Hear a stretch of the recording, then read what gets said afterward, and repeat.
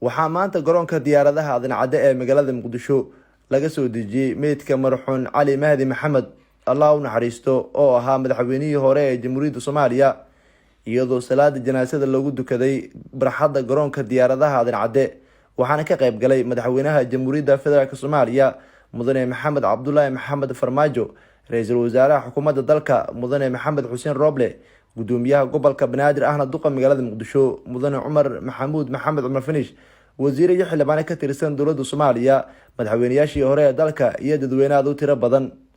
salaada janaasada kadib ayaa meydka marxuun Cali Mahdi waxaa lagu aasay masjidka Cali Mahdi oo ku yaala xaafadda Tawfiiq ee degmada Yakshiid iyadoo ay ka soo qayb galeen aaskiisa dadweynaha u tiro badan iyo ehelka marxuumka kuwaas oo ka kala yimid qaybaha kala duwan ee magaalada Muqdisho inta kadib ayaa waxaa warbaahinta goobta kula hadlay wasiirka wasaaradda amniga qaranka ee dowladda Soomaaliya ahna gudoomiyaha guddiga qabanqaabada aaska qaran ee loo sameeyay madaxweynihii hore ee dalka Allah u naxariisto marxuun Cali Mahdi Maxamed guud ahaan ummadda Soomaaliyeed meel kasta oo ay joogaan si gaar ah ayaan ugu mahadcelinaa dadka Muqdisho jooga oo runtii dulqaad muujiyay maanta oo jimco ahayd oo jidad badan la xiray inay dulqaad weyn muujiyaan aadaan ugu mahadcelinaynaa ayagana ummadda Soomaaliyeed meel kasta oo ay joogto waxaan uga mahadcelinaynaa istixqaamka iyo dulqaadka waxaana Ilaahay uga barinaa subxaanahu wa ta'aala marxuumka inuu naxariisto in loo soo wada duceeyo meel walba la joogo in loo soo duceeyo ugu dambeyntii hawshaan oo runtii si wanaagsan noogu soo gabagabowday inta aan sheegay iyo inta aanan sheegin guud ahaan ummadda Soomaaliyeed waa ku mahadsan yihiin wixii dheeraadana gudoomiyaha gobolka ayaan noo sheegi doona haddii Ilaahay yiraahdo aad u mahadsantiin warbaahinta si gaar ah warbaahinta ayaan u amaanaa runtii oo u soo taagneed hadday tahay mid toos ah hadday tahay mid muuqaal ah hadday tahay qoraal oo kaalin muglika uga qayb qaatay arrintan aadan uga mahadcelinaa dulqaadka ay muujiyeen iyo firfircoonaantaba gudoomiyaha gobolka Banaadir ahna duqa magaalada Muqdisho mudane Umar Maxamuud Maxamed Umar Finish oo dhankiisa warbaahinta la hadlay ayaa u mahadceliyay cid kasta oo door ka qaadatay aaska qaran ee loo sameeyay Allah u naxariisto marxuun Cali Mahdi Maxamed oo ahaa madaxweynihii hore ee Jamhuuriyadda Soomaaliya isku dubaridka iyo qaabaynta hawshan aaska ah dhammaan mas'uuliyiintii hawshan isu xilqaantay nagala qayb qaadatay ka qaybgalka munaasabadda aaska iyo janaasadaba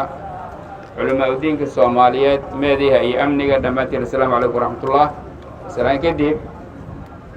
إلهي سبحانه وتعالى أيام مهد له مهد الله كديب وعنو مهد علينا إن مسؤوليتي وصوح القانتي هوشان دمان طور هذي الله ينقوى حلقها يقوى هرينتوا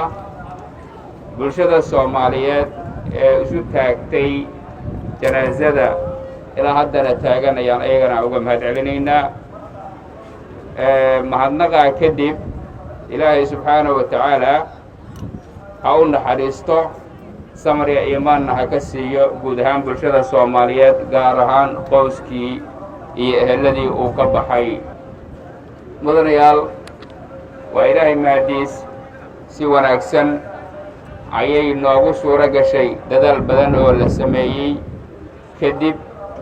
in laga soo qaado meydka magaalada Nairobi ee dalka Kenya la keeno dalkiisii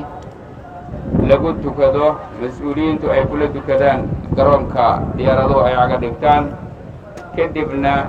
la keeno goobtii lagu aasi lahaa oo ah masaajidkii oo asaga dhisay qayb ka mid ah Ilaahay baa mahad leh mahadnaqa alle kadib waxaan uga mahadcelinaynaa dhammaan intii ka qayb qaadatay howlahaas oo nagala shaqaynaysay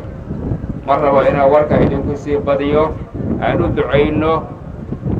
marxuumka janaasadana meel walba oo dalka Soomaaliyeed masaajid ku yaal ama culimo ay joogto inay u tukadaan oo ay u duceeyaan ayaan ka codsanaynaa aad iyo aad ayaad u mahadsantihiin dhammaan ka soo qaybgalayaashiina wabillahi tawfiiq wassalaamu calaykum waraxmatullahi wabarakaatu